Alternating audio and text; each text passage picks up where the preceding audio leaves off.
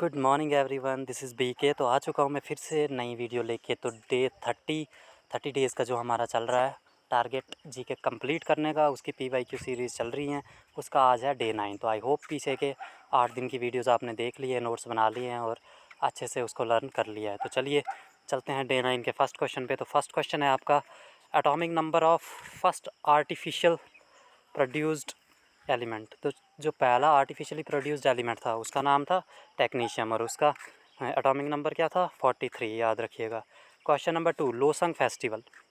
जैसा आप लोगों को पता ही है कि स्टैटिक जीके से फेस्टिवल, फेयर एंड फेस्टिवल हो गए, उसके बाद musical instrument, folk dance, classical dances, इनमें से ज़रूर क्वेश्चन आते हैं। तो लोसंग फेस्टिवल जो है वो हार्वेस्टिंग फेस्टिवल है। पहली बात तो ये याद रखिएगा, हार्वेस्टिंग फेस्टिवल, क्योंकि कभी कभी ऐसे ही क्वेश्चन पूछता है कि हार्वेस्टिंग फेस्टिवल कौन सा है सिक्किम का, तो लोसंग है, ठीक है, सिक्किम का है और इसको भूतिया ट्राइब सेलिब्रेट करती है। और कौन से सिक्किम के इंपॉर्टेंट है, लोसर फेस्टिवल और सागा दावा फेस्टिवल, ये इंपॉर्टेंट है सिक्किम के। अब जैसे हमने हार्वेस्टिंग फेस्टिवल देखा, वैसे ही न्यू ईयर पे फेस्टिवल सेलिब्रेट होते हैं, अलग अलग स्टेट्स में अलग अलग नाम से सेलिब्रेट होते हैं। जैसे कि केरला में न्यू ईयर पे कौन सा फेस्टिवल मनाया जाता है, विशु। तमिलनाडु पे पुठांडु। महाराष्ट्र में गुड़ी पर्व, ये हमने लास्ट क्लास में ही पढ़ा था। और पारसी लोगों का कौन सा होता है न्यू ईयर, नवरोज़, ठीक है। तिब्बत के लोगों के लिए लोसर। तो देखिए लोसर अभी हमने क्या देखा, सिक्किम में मनाया जाता है और एक लोसर लद्दाख में ही मनाया जाता है। तो ऑप्शन में जो भी होगा आपने उसी को टिक करना है, ठीक है। अब इंपॉर्टेंट बुक्स आ गई, क्वेश्चन नंबर 3, इंपॉर्टेंट बुक्स। जैसे कि माइक टाइसन, इसकी बुक है अनडिस्प्यूटेड ट्रुथ। तो ये आपने याद रखनी है, ये जो बहुत ही इंपॉर्टेंट है, चर्चा में रही है, वही मैंने लिखवाई हैं। तो इनके आने के चांसेस बहुत ज़्यादा हैं, तो कोई भी भूलना नहीं है आपने। मोहम्मद अली की बुक है the greatest my own story. Usain bolt की फास्टर देन लाइट। देखिए उसैन बोल्ट से आप याद रख सकते हैं कि एथलीट है, सब दुनिया का सबसे तेज़ दौड़ने वाला आदमी है। तो फास्टर देन लाइट मतलब लाइट से भी तेज़, ये किसकी बुक है, उसैन बोल्ट की। फिर क्वेश्चन नंबर 4 पे आ गए, federation with the strong centre taken from. जो फेडरलिज्म है हमारे कॉन्स्टिट्यूशन में, वो हमने कौन से देश के कॉन्स्टिट्यूशन से लिया है, तो ये हमने लिया है कनाडा से। जैसे अब तक हमने पढ़ लिया है कि फंडामेंटल राइट्स हमने यूएसए से लिए हैं, फंडामेंटल ड्यूटीज़ हमने कहाँ से ली हैं, कमेंट में बताइए। और जो directive principles of state policy है वो हमने रशिया से लिए हैं, यूएसएसआर से। अब तक हम ये पढ़ चुके हैं। और अभी हमने फेडरलिज्म का भी पढ़ लिया, कनाडा से लिया है, ठीक है। और कनाडा से और क्या क्या लिया है हमने, रेजिडरी लिस्ट, 3 लिस्ट पढ़ी थी हमने, union list, state list, concurrent list. जो तीनों में नहीं आती है जो चीज़ें, वो रेजिडरी लिस्ट में आती हैं, ठीक है। अपॉइंटमेंट ऑफ गवर्नर, ये भी हमने कनाडा से लिया है, ओके। उसके बाद question number 5, who called constitution of India quasi federal. तो बहुत बार रिपीट हो चुका है ये क्वेश्चन, किसने इंडिया के कॉन्स्टिट्यूशन को काजी फेडरल कहा है, तो ये केसी वेयर ने कहा है। और अगर कॉपरेटिव फेडरलिज्म पूछे तो वो किसने कहा है, ग्रैंडविल ऑस्टिन ने। कॉपरेटिव फेडरलिज्म की टर्म जो दी है ग्रैंडविल ऑस्टिन ने। उसके बाद what are ribosomes made up of. देखिए पहले हमने पढ़ा था कि प्रोकैरियोटिक और यूकैरियोटिक सेल्स में कॉमन क्या होता है, राइबोसोम्स। अब हम पढ़ रहे हैं कि वो किस चीज़ का बना होता है, तो वो प्रोटीन और आरएनए का बना होता है, याद रखिएगा। Question number 7, in which layer of the atmosphere do we spend the most of our lifes. देखिए हम कौन सी स्फेयर में रहते हैं, तो हम ट्रोपोस्फेयर में रहते हैं। सबसे नीचे कौन सी स्फेयर होती है, ट्रोपोस्फेयर होती है, ठीक है। इससे थिकनेस के बारे में पूछ लेते हैं। इक्वेटर पे पूछे तो 18 किलोमीटर, पोल पे पूछे तो 8 किलोमीटर, एवरेज थिकनेस पूछ ले तो 13 किलोमीटर। इसके बाद आता है स्ट्रेटोस्फेयर, ठीक है, जहाँ पे जेट प्लेन्स उड़ते हैं और ओजोन लेयर होती है 11 से लेकर 50 किलोमीटर तक। उसके बाद मेसोस्फेयर आता है, जिसको कि कोल्डेस्ट लेयर भी बोलते हैं, ये 40-50 किलोमीटर से लेके 80-90 किलोमीटर तक होता है, ठीक है। थर्मोस्फेयर जो आ गया, इसको आयनोस्फेयर भी बोलते हैं, ये 90 किलोमीटर से 500 किलोमीटर तक होता है।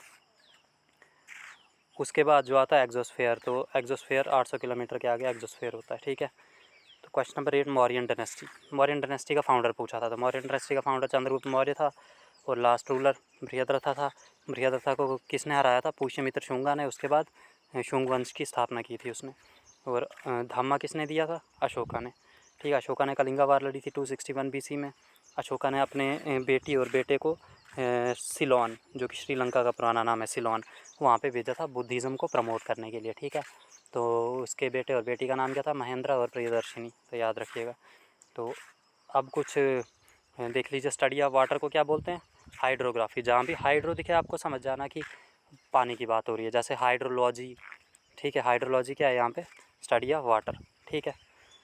तो हाइड्रोफोबिया जो हमने इंग्लिश में पढ़ा था, हाइड्रोफोबिया क्या होता है, डर।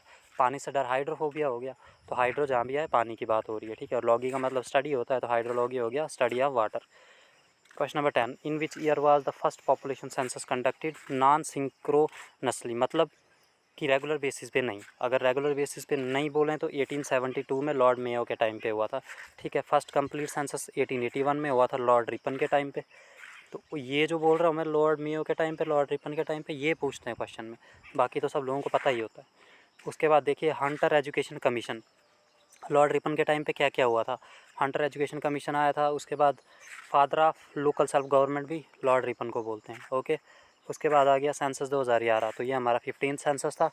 और इंडिपेंडेंस के बाद हमारा 7 सेंसस था, ठीक है। अगर ओवरऑल में बात करें तो 15 सेंसस था, लेकिन इंडिपेंडेंस के बाद हमारा 7 सेंसस था, ठीक है। तो सेंसस कौन कंडक्ट करवाता है? मिनिस्ट्री ऑफ होम अफेयर्स, याद रखिएगा। फादर ऑफ सेंसस किसको बोलते हैं? हेनरी वॉल्टर को, ठीक है। उसके बाद the credit enhancement guarantee scheme launched by ministry of social justice and empowerment, launch कब हुई थी? ये 2014-15 में, ठीक है, याद रखिएगा। किसने लॉन्च की थी? क्रेडिट इन्हांसमेंट गारंटी स्कीम, ये किसने लॉन्च की थी? तो ये लॉन्च की थी ministry of social justice and empowerment 2014-15 में। इंटीग्रेटेड चाइल्ड डेवलपमेंट स्कीम, ये 1975 में लॉन्च हुई थी। SHG बैंकिंग लिंकेज 1992 में। और ड्रॉट रेजिस्टेंस प्रोग्राम 1973 या 4 जो भी हो ऑप्शन में। और उसके बाद ये 5th 5 ईयर प्लान के अंडर आता है, ठीक है, उसके टाइम पे हुआ था, तो याद रखिएगा, ये ऐड कर दीजिएगा नोट्स में। Drought resistance programme 5th 5 year plan में आया था, ठीक है। Question number 12, first governor general of Bengal कौन था? तो बैरन हेस्टिंग्स था, ठीक है। लेकिन अगर first governor general of India पूछे तो लॉर्ड विलियम बेंटिक। और याद कीजिए लॉर्ड विलियम बेंटिक ने सती प्रैक्टिस को प्रोहिबिट किया था कब? 1829 में, ठीक है। उसके बाद question number 13, government of India act 1909, जिसको कि पार्लियामेंटो रिफॉर्म भी बोलते हैं, इसमें क्या हुआ था? इसमें सेपरेट इलेक्टोरेट, मतलब मुस्लिम्स को मुस्लिम लोग ही वोट देंगे, हिंदुओं को हिंदू लोग ही वोट देंगे, सेपरेट इलेक्टोरेट स्टार्ट हुआ था उस टाइम, ठीक है। स्टार्ट नहीं हुआ था, इन्होंने डिमांड रखी थी सेपरेट इलेक्टोरेट की। और ये एक्सेप्ट कब हुई थी डिमांड, वो भी मैंने आपको बता के रखा है, तो वो आप लोग कमेंट में बता दीजिए। गवर्नमेंट ऑफ इंडिया एक्ट 1919, जिसको माउंटग्यू चैम्सफोर्ड रिफॉर्म भी बोलते हैं, तो इसमें क्या हुआ था? इसमें डायआर्की इंट्रोड्यूस हुई थी। डायआर्की मतलब dual system of government, centre में अलग गवर्नमेंट, स्टेट में अलग गवर्नमेंट, ठीक है। और बाईकैमरलिज्म, ये भी इसी में स्टार्ट हुआ था। तो ऐसे क्वेश्चन पूछ लेते हैं कि Montagu Chelmsford reform is related to, option में डायआर्की भी देंगे आपको, तो वो आंसर होगा, ठीक है। गवर्नमेंट ऑफ इंडिया एक्ट 1935, इसमें डायआर्की को ख़त्म कर दिया गया था, ठीक है, डायआर्की को ख़त्म कर दिया गया था। उसके बाद क्वेश्चन नंबर 14, मेहर घराना, इससे कौन कौन रिलेटेड है? पंडित रविशंकर मेहर घराना से रिलेटेड हैं। अन्नपूर्णा देवी जो कि सुरबहार प्ले करती हैं, बजाती हैं। अली अकबर ख़ान जो कि सरोद बजाते हैं, ये तीनों किससे रिलेटेड हैं? मेहर घराना से, ठीक है। और अली अकबर ख़ान की एक बुक है द 40 मिनट्स रागा, याद रखिएगा, ये बुक है इनकी। बिस्मिल्लाह खान जो कि शहनाई बजाते थे, हमने देखा था शहनाई में 7 होल होते हैं, ये भी हम पढ़ चुके हैं। इनको 2001 में पद्म वो भारत रत्न मिला था, ये तीसरे थे जिनको भारत रत्न मिला था, ये भी हम लोग पढ़ चुके हैं, ठीक है। तो ये कौन से घराने से हैं? तो ये बनारस घराने से हैं, याद रखिएगा। तो ये बनारस घराने से हैं। तो PM ऑफ इंडिया ये कौन से आर्टिकल में आता है? आर्टिकल 75 में PM ऑफ इंडिया। आर्टिकल 78 में क्या है? ड्यूटीज़ ऑफ प्राइम मिनिस्टर, ठीक है। फर्स्ट IPR, तो ये 1948 में स्टार्ट हुआ था फर्स्ट IPR, ठीक है। और LPG, ये वो LPG सिलेंडर वाला LPG नहीं है, लिबरलाइजेशन, प्राइवेटाइजेशन, ग्लोबलाइजेशन, ये है, ठीक है। तो ये कब लॉन्च हुई थी, ये स्टार्ट कब हुई थी? 1991 में, ठीक है। अब Gupta emperor Chandragupta one was the first ruler to adopt which of the following titles, तो जो गुप्ता रूलर का फर्स्ट रूलर था उसको क्या टाइटल दिया गया था? तो उसको महाराजा धीराज का टाइटल दिया गया था, याद रखिएगा, महाराजा धीराज, ठीक है। और एक हमने पहले भी पढ़ा था, जैसे कि हमने पढ़ा था कविराज, सेकंड की 3rd क्लास में पढ़ा था कविराज किसका टाइटल था, इंडियन नेपोलियन किसका टाइटल था, ये हम पढ़ चुके हैं, तो ये आप कमेंट में बताइए। अब देखिए दूसरा पॉइंट, गुप्ता एज को क्लासिकल एज या गोल्डन एज ऑफ इंडिया भी बोलते हैं, ठीक है। समुद्रगुप्त, अच्छा वो आ गया यहाँ पे, देखिए इंडियन नेपोलियन समुद्रगुप्त को बोलते हैं, और कविराज भी इनको ही बोलते हैं, ठीक है। भितारी पिलर किससे रिलेटेड है? स्कंदगुप्त से। नालंदा यूनिवर्सिटी किसने बनाई थी? कुमारगुप्त वन ने। और अब आ गया controller and auditor general of India. तो ये आर्टिकल 148 से 151 तक क्या है, controller and auditor general of India. ठीक है, याद कीजिए मैंने आपको बताया था जब आर्टिकल्स की पूरी आर्टिकल्स हमने एक क्लास में कंप्लीट किए हैं कि 76 में अटॉर्नी जनरल है और 148 में ऑडिटर जनरल। तो ये कंफ्यूज नहीं होना है इसमें।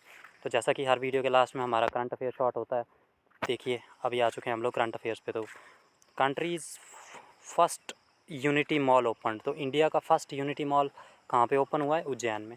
Okay, question number 2, who has been secretly given Udyog Ratna, secretly नहीं recently, who has been recently given Udyog Ratna award for by Maharashtra government. तो पहली बात तो उद्योग रत्न अवार्ड देती महाराष्ट्र गवर्नमेंट है, और इन्होंने दिया किसको, देखिए रतन, रतन से याद रखिए रतन टाटा जी।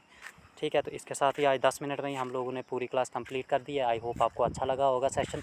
वीडियो को लाइक कीजिए, शेयर कीजिए, चैनल को सब्सक्राइब कीजिए और नोट्स ज़रूर बनाइएगा क्योंकि हर संडे को होता है टेस्ट, और लर्न भी अच्छे से कीजिएगा। थैंक यू सो मच, मिलते हैं नेक्स्ट वीडियो में।